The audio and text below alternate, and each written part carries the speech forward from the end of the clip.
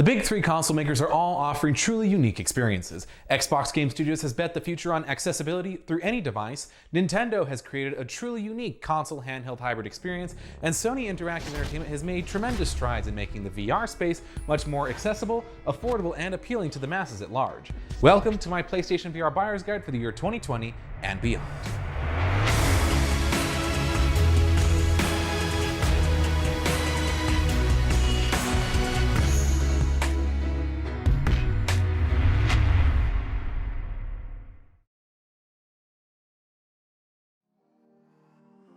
PS4 systems. Now, let's start off with the basics. If you're at all interested in a PlayStation VR headset, the first thing you're going to need before you even consider buying a bundle is a PlayStation 4 system to play it on. Now, the good news is that whether or not you're looking to buy a PlayStation 4 or you already own one, is that the PlayStation VR is compatible with all PlayStation 4 systems, whether it be the original model, which was the CUH 1000, 1100, or 1200 series, or the new slimline-based models at the CUH 2000, 2100, or 2200 series. But with that being said, there are many benefits to playing on a PlayStation 4 Pro system that make it my personal recommendation if you plan on getting a PlayStation VR headset. Just as PS4 Pro can enhance the visual fidelity on a 4K HDR television set, it can also do the same thing for your PlayStation VR system, whether it be increasing the game's resolution, the draw distances, faster texture mapping and load times, or just in general making a more crisp VR experience. And you have to remember, since you're taking a screen and essentially putting it mere inches away from your eyes, any increase in graphical fidelity is a major plus and can make the difference between a blurry and nauseating experience to a nice, crisp, fresh experience.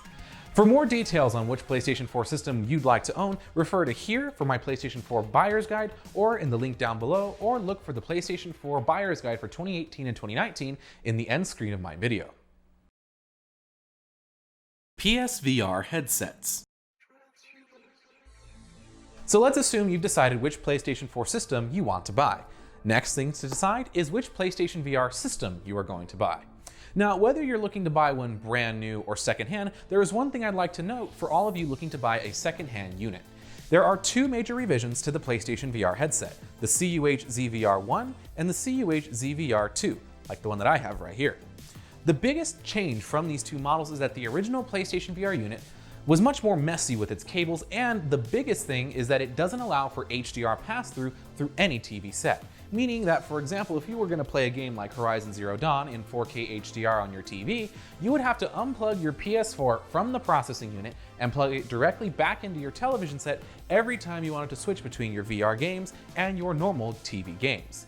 This is a major drawback, and the CUH ZVR2 allows for 4K HDR pass-through, meaning that once it's plugged in, whether you're going to play on your VR headset or on a regular TV, you never have to mess with the cables ever again. It is for this reason alone that I personally recommend that you try to find a CUH ZVR2 secondhand if that is the route you are going to take. Now, the good news is if you're looking to buy one brand new, all Sony sells is the newer CUH ZVR2 models. And because Sony is constantly cycling through their active inventory, it's difficult to say what bundles will be currently available at the time that you're watching this video. But know this, at least in North America, there are usually two available bundles that Sony Interactive Entertainment usually offers. One for around $299.99 US that includes the PlayStation VR headset, a camera, 2 packing games, and the demo disc for $299.99 US, and a second, more expensive bundle that usually goes for around $349.99 that has all of the aforementioned parts, but includes a set of PlayStation Move controllers. And if you can afford the upfront cost, I would highly recommend that you go with the more expensive bundle in the beginning. More on that a little later. Accessories. For the sake of time, we're only going to discuss first-party made accessories by Sony Interactive Entertainment, as those are the essentials. The first things first is going to be the Dualshock 4 controller. Now, seeing as how this comes with every PS4 and PS4 Pro system, this isn't exactly something you need to go run out and buy. They come with one. But know this, as it is the only method of playing traditional games in front of a TV, it is only one of several when it comes to playing PlayStation VR titles. The second major accessories are the PlayStation Move motion controllers. Now, like I had previously mentioned, Sony usually offers these two in a bundle that's a little more expensive than the $299.99 model. But if you plan on buying these separately after the fact, assuming you went with a cheaper bundle, these are going to set you back $99.99 by themselves. And I have never once seen these go on sale during Black Friday or any of their holiday or days of play events. So as I previously mentioned, if you can afford the upfront costs, look into getting the more expensive PlayStation VR bundle that includes these instead of buying them separately. But while we're on the topic of the PlayStation Move controllers, there is an additional accessory that I'd like to bundle in with these ones that make it a must-have for keeping these things charged. And that is the PlayStation Move charging cradle model number CECH-ZCC1U. This little dock will keep these PlayStation Move controllers charged at all times, and whether or not you have the old or new ones that have the mini USB or micro USB cable is completely irrelevant, as it utilizes the magnets and pins on the bottom of the PlayStation Move controllers to keep them charged at all times and frees up the limited amount of USB ports that you have on your PlayStation 4 or PlayStation 4 Pro system. While Sony Interactive Entertainment no longer officially manufactures these PlayStation Move charging stations, there is still plenty of overstock you can go out and buy on places like eBay or Amazon.com for well under $20, and it keeps your PlayStation 4 system's USB ports free for other accessories. Trust me, you will want to use these because it's so much more convenient and not having to worry about whether or not you remember to charge your PlayStation Move controllers.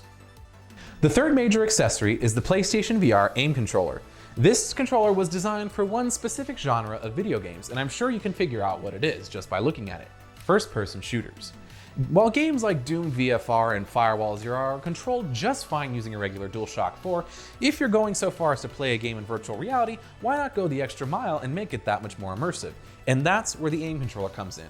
It has all of the same buttons that the Dualshock 4 does, just relocated in different spots to fit the ergonomics of the controller, and it makes the games feel so much more immersive because unlike using an analog stick to aim, you use the motion senses to aim wherever you want and then fire away. So if you plan on playing a lot of first-person shooters, PlayStation VR's aim controller is a must-have. The final accessory I'd like to talk to you about are headphones. While the PlayStation VR includes a set of in-ear headphones, if you're like me and you don't really care for this kind of style, you can always go out and buy a set of PlayStation's gold wireless headphones. But be forewarned, for whatever reason that even I don't know about, you cannot use these wirelessly even with the included dongle. You'll have to use the included 2.5mm headphone jack to run from the headphones into the PlayStation VR unit. Now, the reason I personally recommend these golds over, say, the platinum wireless headphones is because the band that runs from ear cup to ear cup is a lot thinner, making it so that the headphones and the VR headset don't get in the way of each other. It's a comfortable experience all around. However, you don't necessarily have to use the first-party PlayStation headphones. You can technically use any set of headphones that include a 2.5mm headphone jack, like my Sony WH-1000X Mark IIIs here. If you have another headset, feel free to use it in the place of the golds or the included in-ear headphones. PSVR games. So let's assume you've got your PlayStation 4, your PlayStation VR, and all of the accessories you could ever want picked out and ready to go. The final thing you're going to need to decide are the game selection. Now, because I don't want to keep you here any longer than need be, let me give you a synopsis. PlayStation VR leads the VR marketplace in terms of its overall available game library, with many more titles in development. But with that being said, while there are currently 500 games currently available, they are divided into two subcategories. One, PlayStation VR dedicated titles, and two, PlayStation VR compatible titles.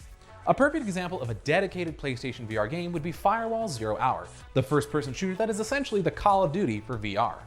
The second example of a game that's more of a PlayStation VR compatible title would be No Man's Sky, since you can play that on a regular TV, or for a more immersive experience, play it on the PlayStation VR headset.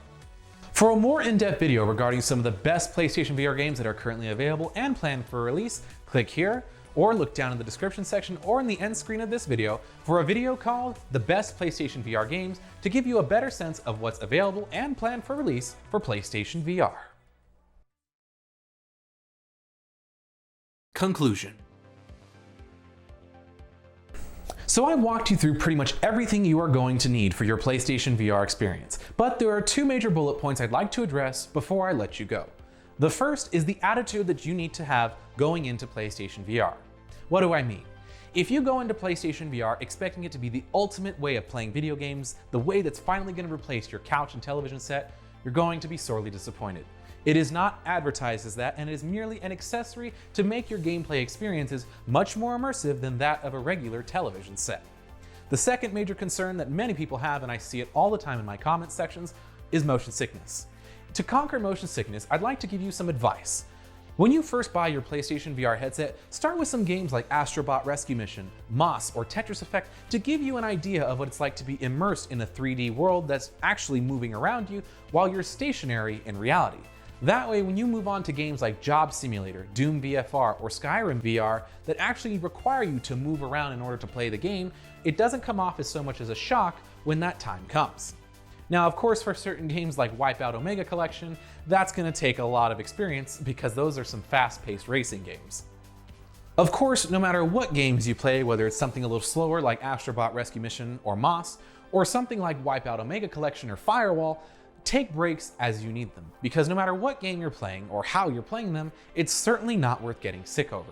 By this point, the PlayStation VR has been out for a little over 3 years, and while more advanced VR headsets have certainly made their way onto the marketplace, the PlayStation VR still beats them in 3 very important categories: accessibility, ease of access, and game selection. PlayStation VR's closest competitor is easily the Oculus Rift S at $399.99. But what that doesn't take into account is the fact that the Rift S requires an expensive PC, at least relative to consoles, in order to run them.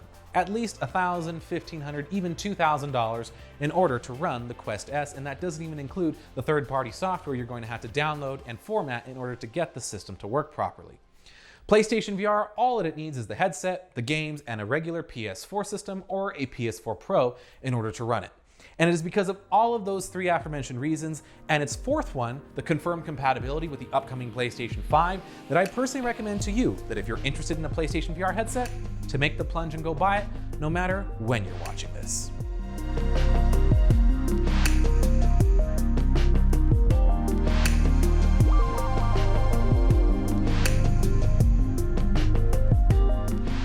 Hi. If you've made it to this point in the video, please feel free to rate it however you see fit, and if you're new to the channel, hit the bell and the subscribe button to be notified when I upload new videos.